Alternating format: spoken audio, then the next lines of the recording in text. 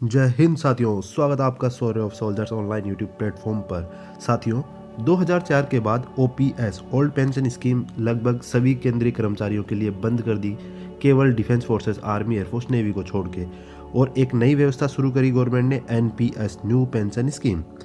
लेकिन अर्धसैनिक बल, जिसमें आर्मी, एयरफोर्स, नेवी के अलावा जो भी सारे आर्म्ड फोर्सेस है, बीएसएफ, सीआईएसएफ, एसएसबी, ये सब इनकी मांग रही है कि कम से कम इनको तो ओपीएस वापस दी जाए। लेकिन सरकार हमेशा दिलासा देती है कि ओपीएस के बजाय एनपीएस ज़्यादा बेटर है, एनपीएस नए ज़माने के अकॉर्डिंग है। तो फिर उनको भी एनपीएस में क्यों नहीं डाल देते? आर्मी, एयरफोर्स, नेवी उनको भी एनपीएस में डाल देते, उन्हें क्यों ओपीएस दे रखी है?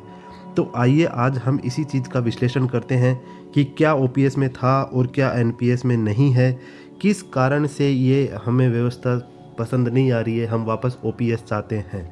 साथियों, ओपीएस के अंदर वेतन से कोई कटौती नहीं होती आपके, जबकि ऐसा नहीं है। एनपीएस के अंदर आपके बेसिक और डीए को मिला के 10% हर महीना काटती है। इसी के एवज के अंदर आप जब रिटायरमेंट जाना चाहेंगे तब आपको सरकार पेंशन देगी। लेकिन ओपीएस के अंदर ऐसा नहीं था। ओपीएस में से आपके अकाउंट में से 1 रुपया नहीं काटती थी, न सैलरी पूरी मिलती थी। इसके अलावा ओपीएस में जीपीएफ की सुविधा होती है। जीपीएफ जानते हैं आप, जैसे लोग आजकल आरडी करते हैं, वैसे जीपीएफ के अंदर पैसा इकट्ठा करके पैसा ज़रूरत पड़ने के पर उसमें से एक साथ विड्रॉल कर लेते थे। लेकिन एनपीएस में ऐसा कहीं नहीं है। आप अपनी सैलरी लीजिए, यदि आपको जीपीएफ जैसी सुविधा चाहिए तो आप किसी बाहर बैंक या पोस्ट ऑफिस, वहाँ से अपना जीपीएफ टाइप में कलेक्शन कीजिए पैसों का और वहाँ से उठाइए। आपका विभाग आपके लिए जीपीएफ की कोई सुविधा नहीं दे रहा है, जबकि जीपीएफ एक बेहतरीन ऑप्शन था। कोई भी अर्धसैनिक बल का जवान उसके अंदर पैसे टाइम टू टाइम इकट्ठा करके अपनी ज़रूरत पड़ने पर, जैसे मकान बना है ना है, शादी करनी है, उस टाइम में निकाल के उस पैसों का यूज़ कर लेता था। एनपीएस में जीपीएफ बिल्कुल नहीं है। ओपीएस के अंदर एक सुरक्षित पेंशन योजना है, जिसमें से एक श्योरिटी थी कि कम से कम इतनी पेंशन तो हर जवान रिटायरमेंट जाने के बाद प्राप्त करेगा ही। लेकिन एनपीएस में ऐसा नहीं है। ये शेयर बाज़ार के ऊपर आधारित है, तो शेयर बाज़ार आपको पता है असुरक्षित है, तो ये एनपीएस भी असुरक्षित है। इसके अलावा साथियों, ओपीएस के अंदर जब रिटायरमेंट जाते थे तो ओपीएस के तहत जो अंतिम आपकी सैलरी होती थी उसकी 50% आधी कर लेते हैं तो वो आपको एज ए पेंशन मिलेगी, ये गारंटी थी। लेकिन एनपीएस में ऐसा नहीं है। आप चाहे से कितनी ही सैलरी लेते हुए जॉब कर रहे हो, रिटायरमेंट जाने के बाद में ये कोई गारंटी नहीं है कि आपको कम से कम उसकी 50% तो पेंशन मिलेगी। ऐसा नहीं है। ये एक बहुत बड़ा लेख है।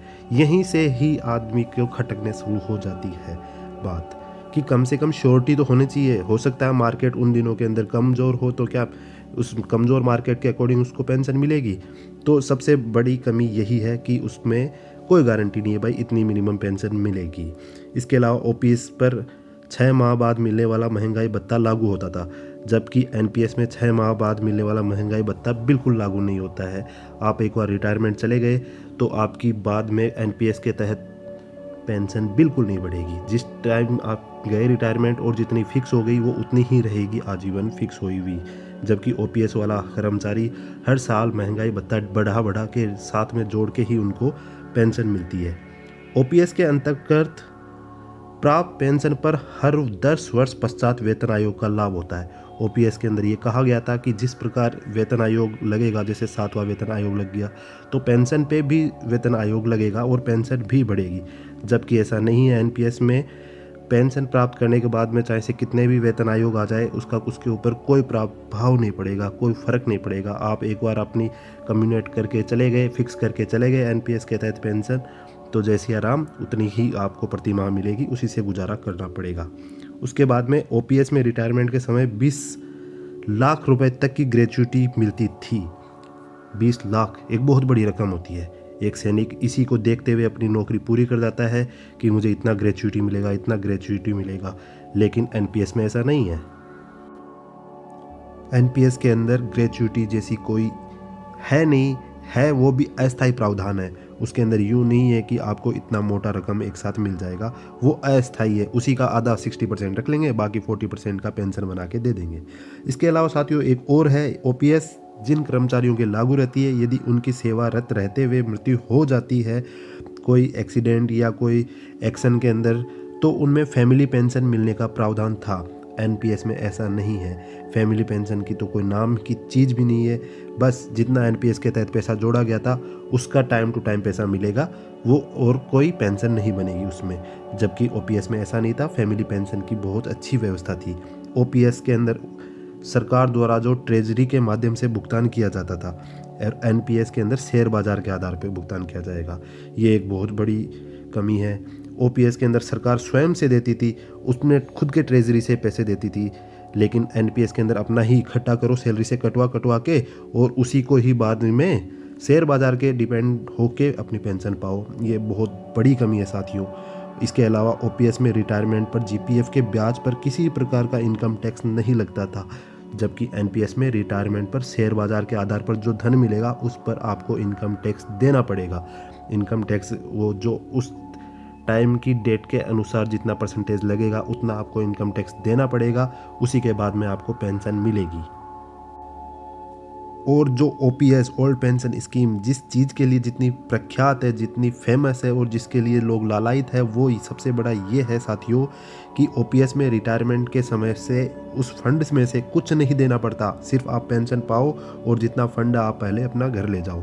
लेकिन एनपीएस में रिटायरमेंट के समय जो आपका फंड हो जाता है इकट्ठा, उसका 40% आपको भुगतान करना पड़ेगा भाई। इस 40% का ब्याज समेत हमको पेंशन बनाते रहना, और 60% आप लेके जा सकते हो। जबकि ओपीएस में ऐसा नहीं था, पूरा फंड ले जाओ, इसके अलावा हमेशा हर माह प्रति माह पेंशन पाओ। ये एक बहुत बड़ी कमी आज एनपीएस के अंदर हम लोग फेस कर रहे हैं। इसके अलावा साथियों ओपीएस में 40% पेंशन कम्यूटेशन का प्रावधान था, जबकि एनपीएस में पेंशन कम्यूटेशन का प्रावधान नहीं है। इसके अलावा साथियों ओपीएस में रिटायरमेंट के बाद में मेडिकल फैसिलिटी उपलब्ध थी और है भी आर्मी, एयरफोर्स और नेवी के जवानों के लिए, जबकि एनपीएस के अंदर रिटायरमेंट के बाद में मेडिकल फैसिलिटी नाम की तो कोई चीज़ ही नहीं है, स्पष्ट प्रावधान नहीं है। इस रिटायरमेंट के क्या सेवारत रहते हुए भी कोई मेडिकल फैसिलिटी अच्छी खासी है नहीं। आप जानते हैं आयुष्मान सीएपीएफ कार्ड के द्वारा कैसे आपको कितनी मुश्किलों का सामना करना पड़ रहा है। साथियों ये वीडियो आपको कैसा लगा, ये जानकारी ज़्यादा से ज़्यादा लोगों को शेयर करें। मिलते हैं इसी प्रकार कोई अन्य जानकारी के साथ नेक्स्ट वीडियो में। तब तक के लिए जय हिंद।